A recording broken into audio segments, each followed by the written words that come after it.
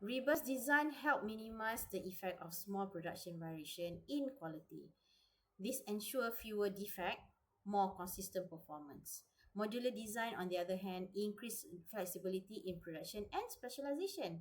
Samsung's modular Galaxy Watch shows how reverse and modular concept can combine customization and consistency all in one product. Computer aid design and computer aid manufacturing help designers and manufacturers work seamlessly, cutting down production errors and saving time. Virtual and augmented reality go a step further, offering an immersive environments to visual design and streamline processes. Tesla AR guided factory wiring system is a perfect example of how these digital tools improve the precision and speed.